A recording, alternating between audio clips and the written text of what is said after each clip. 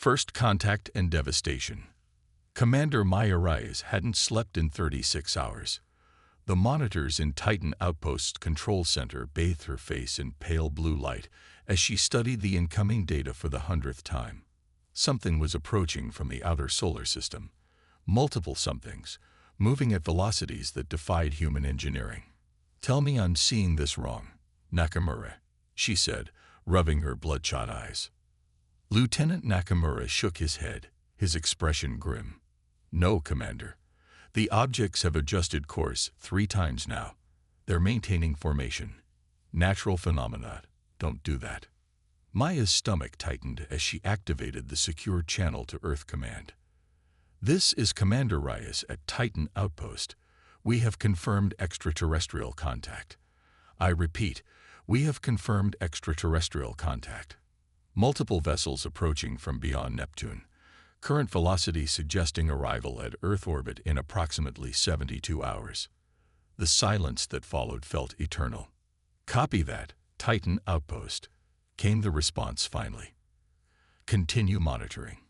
All data is priority 1. First contact protocols are now in effect. For decades, humanity had dreamed of this moment. First contact with an alien civilization. They had prepared protocols, established communication strategies, assembled scientific teams. None of that preparation mattered when the aliens made their intentions clear. The first message came 48 hours later. A simple transmission on all frequencies in perfect English. "Your resources are required. Resistance is unnecessary. Prepare for harvesting." Earth's unified response team sent message after message. Offers of peaceful cooperation, cultural exchanges, shared scientific advancement. The aliens, who called themselves the Krell, responded with silence. Maya watched helplessly from Titan as the Krell fleet entered Earth orbit, 7 massive ships arranged in perfect geometric formation above the planet. Earth's major powers scrambled their military assets, positioning defensive systems as the global population held its collective breath. The first attack came without warning. Shanghai disappeared in a flash of light that was visible even from Titan's distant vantage point. 23 million lives extinguished in seconds. The crater left behind measured 80 kilometers across. "My God," whispered Nakamura, his face ashen as they monitored the aftermath. "My sister was at university there." Maya placed a hand on his shoulder, unable to find words. The data feeds from Earth showed chaos erupting. Panic, mass evacuations, military mobilizations. The Krell's second message was as coldly efficient as their attack. "Your demonstration period has ended. Resources will now be harvested systematically. Non-interference will result in less wastage." Within hours, Beijing, London, and Cairo joined Shanghai in oblivion. Earth's military response proved futile. Missiles were neutralized mid-flight, fighter jets swatted from the sky like insects. Orbital defense platforms lasted mere minutes before being reduced to debris. "They're not even trying," Maya said, watching the one-sided battle unfold.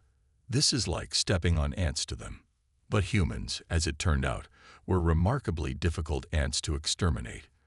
In the smoking ruins of Cairo, Dr. Omar Hassan, a xenobiologist conscripted into Egypt's emergency defense team, made a discovery that would change everything. While examining tissue samples from a damaged Krell shuttle that had crashed during the attack, he noticed something peculiar about their biological structure. Their cellular composition, he reported over the emergency scientific channel that Maya monitored from Titan. It's silicon-based, but with an unprecedented quantum entanglement at the molecular level. They're essentially a hive mind, each individual connected to the whole species through quantum biology. General Williams of the newly formed Earth Defense Coalition responded immediately. "How does this help us, Doctor? We need weapons, not biology lessons. It means they have a vulnerability," Hassan replied, his voice gaining strength despite the sounds of ongoing destruction in the background. "Their entanglement gives them incredible advantages. Instant communication, shared consciousness. But it also means they have no concept of biological isolation. Their immune systems are rudimentary at best. They've never needed to evolve complex defenses. Maya leaned forward, suddenly alert. They've never encountered a species that fights back with biology, she whispered. On screen, Hassan nodded. Exactly. I need every microbiologist, virologist, and genetic engineer still alive. We might not be able to match their technology, but we can create something their shared biology has no defense against. What followed was the most ambitious scientific collaboration in human history, conducted while civilization burned around them. Underground facilities across the remaining continents worked in concert, sharing data through quantum-encrypted channels. The Krell continued their methodical destruction, city by city, apparently content to remove human resistance at their own pace while they began extracting Earth's mineral resources. 3 weeks after first contact, with half of Earth's major cities reduced to craters and an estimated 2 billion dead, Dr. Hassan's team delivered their creation. It's a tailored prion, Hassan explained to the assembled military leaders in their bunker beneath the Alps. A misfolded protein that will trigger a cascading failure in their silicon-based neural structures. Once introduced to a single Krell, their quantum entanglement will carry it to every member of their species. General Williams studied the simulation on screen. You're proposing xenocide. Hassan's face was a mask of grim determination. They gave us no choice. This is extinction, theirs or ours. The decision took less than an hour. Operation Extinction Protocol was unanimously approved by the remaining world governments. From her station on Titan, Maya received the coded transmission outlining the plan. She felt sick reading it, understanding all too well what humanity was about to do. Yet watching the destruction of her homeworld day after day had hardened something inside her. We need a delivery system, she said to Nakamura as they processed the information. Something that can breach their defenses long enough to introduce the agent. Nakamura pointed to a simulation running on a secondary monitor. Earth Command is converting the ICAR-US space station. They're stripping it down, mounting engines salvaged from our deep space probes. They'll essentially turn it into a kamikaze vessel. Who would pilot such a mission? Maya asked. The answer came 3 days later. Captain Eli Chen, who had lost his entire family when Los Angeles was destroyed, volunteered to pilot the refitted ICAR-US directly into the Krell mothership. This is our one shot, Chen's message stated. The Krell have established a pattern. Their mothership hovers over each extraction site for exactly 12 hours before moving to the next target. Their next confirmed location will be the Ural Mountains. If we time this right, I can approach from their blind spot during mineral extraction. As Maya watched the preparations unfold from her distant outpost, she couldn't help but wonder if humanity deserved to survive, if they were willing to commit xenocide. But then the Krell destroyed Mexico City, and her doubt transformed into cold resolve. The night before the mission launched, Earth experienced its worst attack yet. The Krell, perhaps sensing something was coming, obliterated most of Europe in a series of coordinated strikes. Billions more died, and the resistance nearly collapsed. This ends tomorrow, Maya told her team at Titan Outpost as they monitored the final preparations. One way or another, the ICAR-US launched at dawn, a tiny vessel against the vast backdrop of a wounded Earth. Captain Chen's voice was calm over the communication link as he maneuvered through the debris field that once comprised humanity's satellite network. Approaching target vector, stealth systems at maximum. Maya and her team watched in tense silence as the small blip representing ICAR-US crept closer to the massive Krell mothership. The alien vessel hung over the Urals like a malevolent star, extraction beams boring into the planet's surface. They've spotted me, Chen announced suddenly, his voice tight but controlled. Evasive maneuvers. The blip on the screen jinked wildly as the Krell defense systems opened fire. Maya held her breath as Chen somehow kept the ICAR-US intact, weaving through energy beams that could vaporize cities. I'm not going to make it to the extraction point, Chen reported. Too much resistance. Switching to Contingency Plan Delta. Maya checked the mission parameters. Contingency Delta was a last resort. A direct kamikaze run into the mothership's command center. "Captain, that's suicide without the stealth approach," she transmitted. "With respect, Commander, this whole mission was suicide," Chen replied, his voice unnaturally calm. "Tell Earth I won't miss." Chen out. The transmission cut off as ICARUS accelerated to maximum velocity, aimed directly at the mothership's bridge. The Krell defenses intensified, but Chen's piloting was inspired. The small vessel weaved and dodged, taking hits but maintaining its deadly trajectory.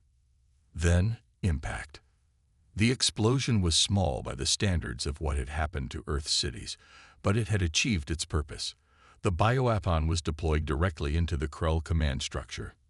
Now humanity could only wait and see if Dr. Hassan's creation would work as designed. As night fell across what remained of human civilization, the surviving population looked to the skies with desperate hope.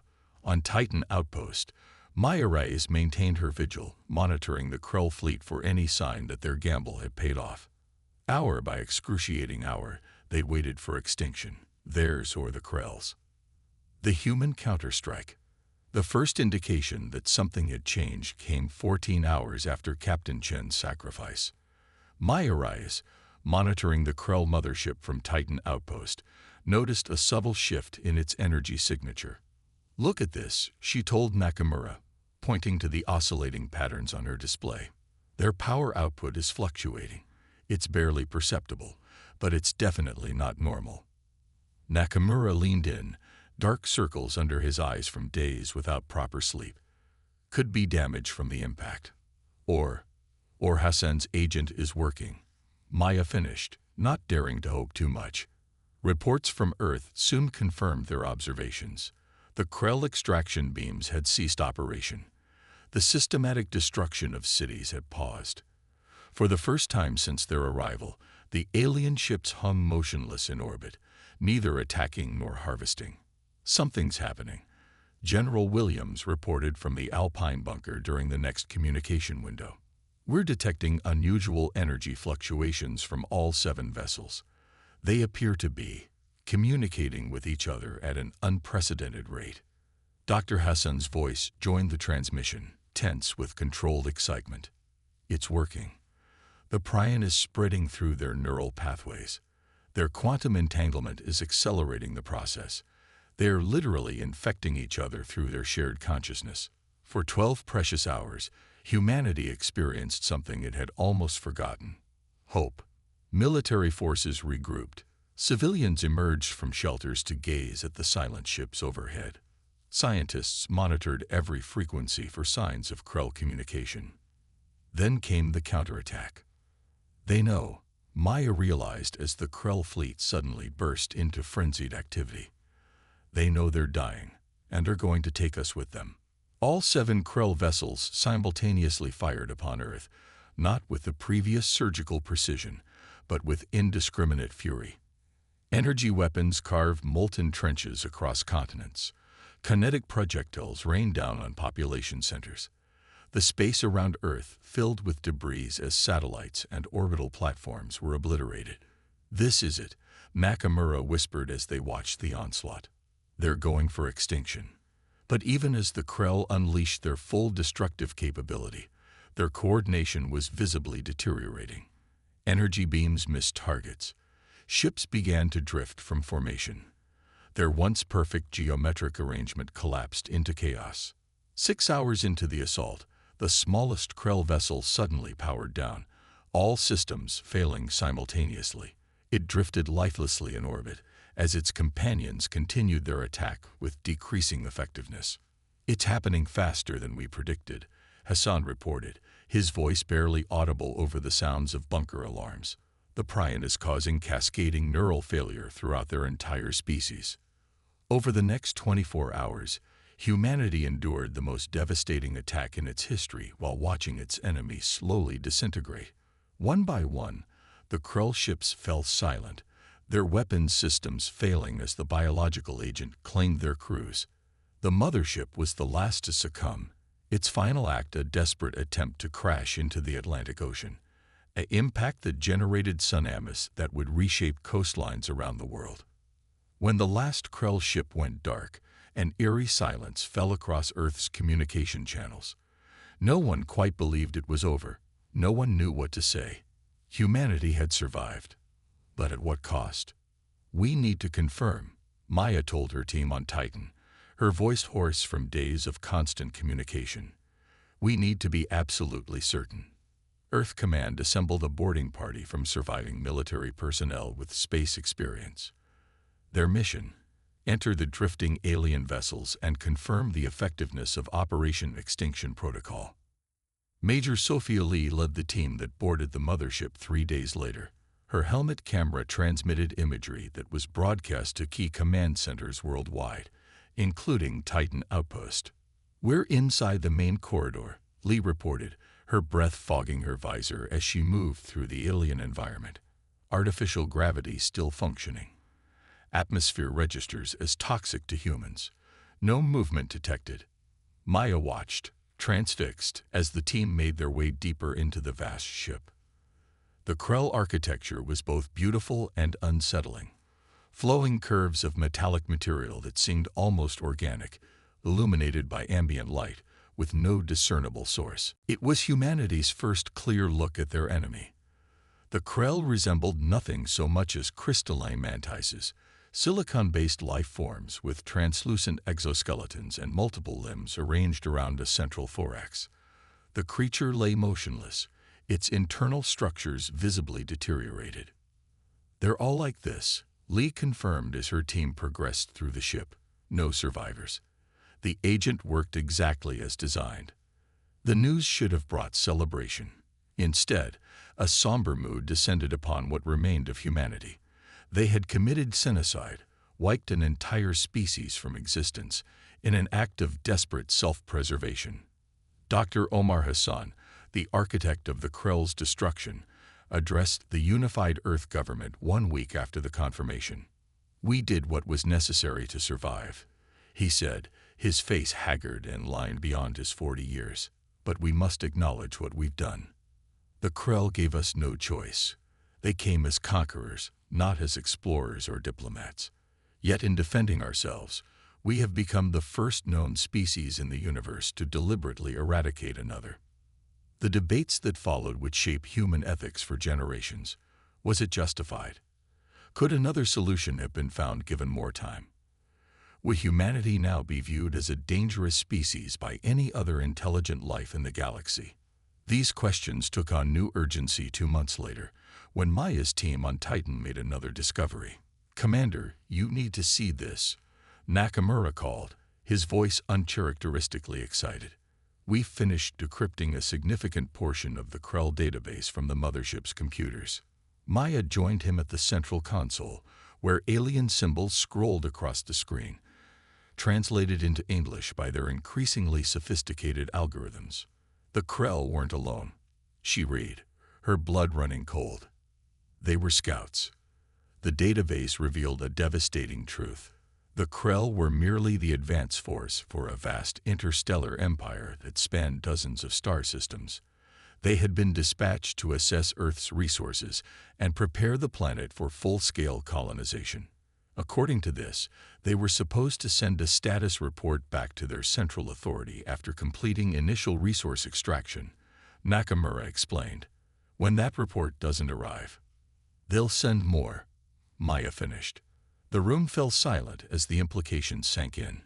Humanity had won a battle, not the war.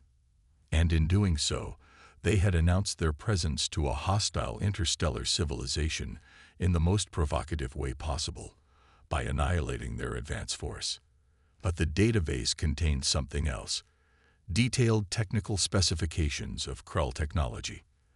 Their faster-than-light drives, their energy weapons, their quantum communication systems, everything humanity would need to advance centuries in a matter of years.